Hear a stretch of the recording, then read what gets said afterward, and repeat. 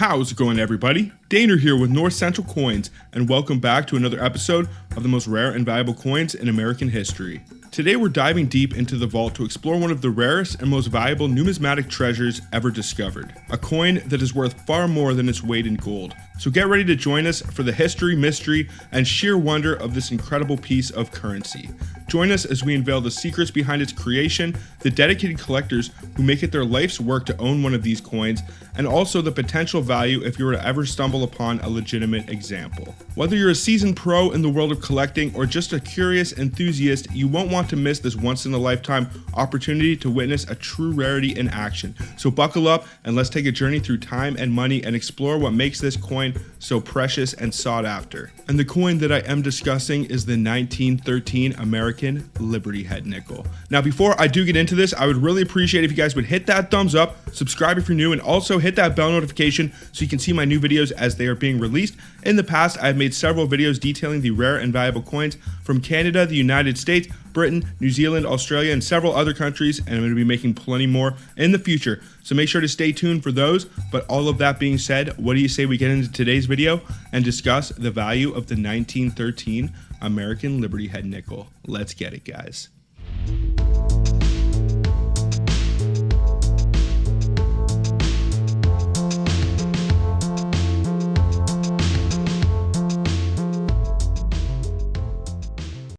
The 1913 Liberty Head nickel is a rare American coin that was made without permission from the United States Mint. It is highly sought after by collectors and is considered one of the most valuable coins in American numismatics. In 1972, one of these coins sold for over $100,000, and in 1996, another one sold for over $1 million, setting the bar for this coin's value increasing over time. In 2004, a private sale of one of these coins fetched $3 million, and in 2010, it was sold at private auction for $3.7 million. There are only 5 known examples of this coin, with 2 in private collections and 3 in museums. A brief history. The Indian head 5-cent coin, more commonly referred to as the Buffalo nickel, was created in February 1913 to replace the Liberty Head design. The first official nickels were made in 1913, but no Liberty Head nickels were recorded as being produced that year. However, in December of 1919, a 1913 Liberty Head nickel was shown at a meeting of the Chicago Coin Club. Later, in August of 1920, 5 more Liberty Head nickels from 1913 were discovered, all owned by a man named Samuel Brown, who had previously worked at the mint. Some historians believe that Brown may have struck the coins himself or had them struck and taken them from the mint. This was not uncommon in the 19th century.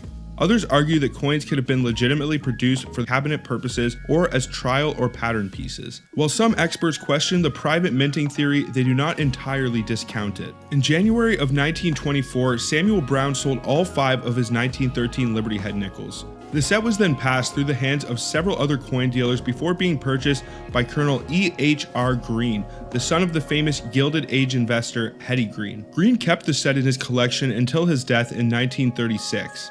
After his estate was auctioned off, the 5 nickels were purchased by 2 dealers, Eric P. Newman and B.G. Johnson, who broke up the set for the first time. Despite rumors of a 6th nickel, there is no evidence to support this claim. When purchasing such a rare and valuable example of a coin, a certain level of pedigree comes along with it.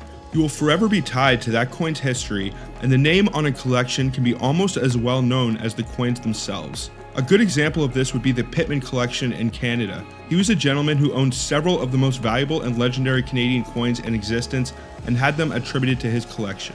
But what do you say we discuss some of the better known examples and the values of this incredibly rare Holy Grail nickel? Now first, there is the Eliasberg specimen. The Eliasberg specimen is the best 1913 Liberty Head nickel out of the 5 that exist. 2 of the nickels were made with proof surfaces, while the other 3 were made with standard techniques. The Eliasberg specimen has a score of 66 out of 70 on the Sheldon scale. The coin was bought by the Numismatic Gallery from Newman and Johnson, who then later sold it at auction to Louis Eliasberg. It stayed in his collection until after his death in 1996, when it was then sold at auction for $1,485,000, which was the highest price for a coin at that time. In 2005, it was purchased by Legend Numismatics for $4,150,000, and in 2007, it was sold to an unnamed collector in California for $5 million. Then there is the Walton Specimen. The Walton Specimen is one of the more famous 1913 Liberty nickels.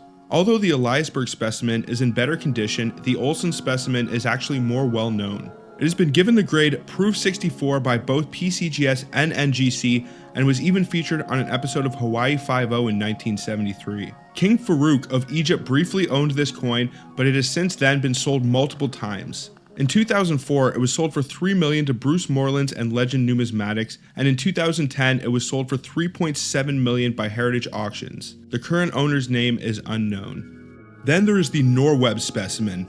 The Norweb Specimen is a 1913 Liberty head nickel that is now on display at the Smithsonian Institute.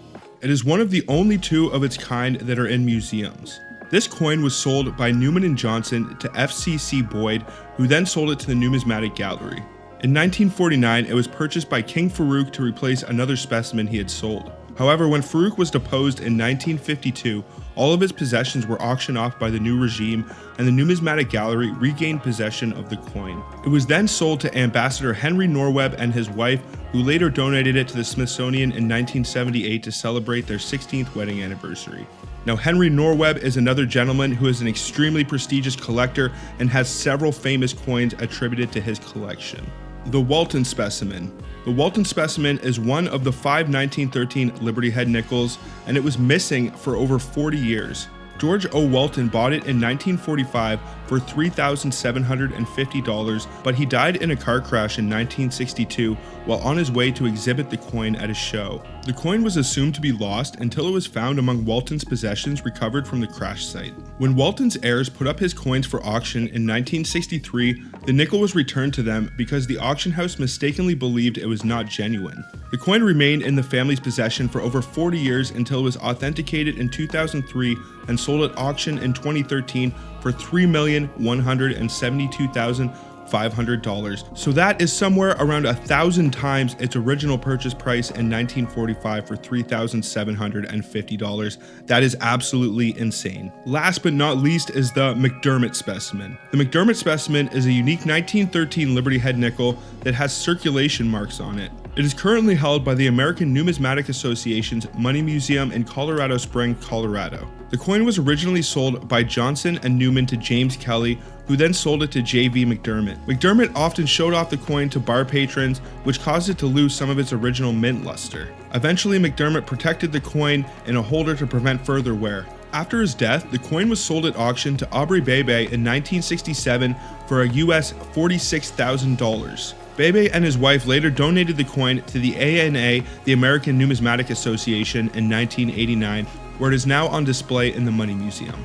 So in conclusion, the 1913 American Liberty head nickel is not only one of the most rare and valuable nickels in the entire world, but one of the most rare and valuable coins of all time. What are your thoughts on this coin, and what would you do if you think you found a legitimate example, or if you think you already might have found one? Let me know down in the comments. Also, smash that thumbs up, hit that bell notification so you can see my new videos as they are being released, and subscribe if you are new. I would also like to announce that I partner with Lighthouse Canada. They are one of the largest and most reputable coin supply companies in the world. They have a massive selection and inventory that can cover just about everything in your coin collecting needs. They have coin flips, they have microscopes, they have solutions that can reveal the dates on your old coins and clean your coins without damaging them. And they also have the best Canadian coin albums on the market. So if you would like to shop their amazing selection of coin gear, then go to lighthousecanada.ca and you can enter the promo code DANE20 at your checkout for 20% off of your order. I've also partnered with Charlton Press. They produce the best Canadian coin catalogs with the most accurate information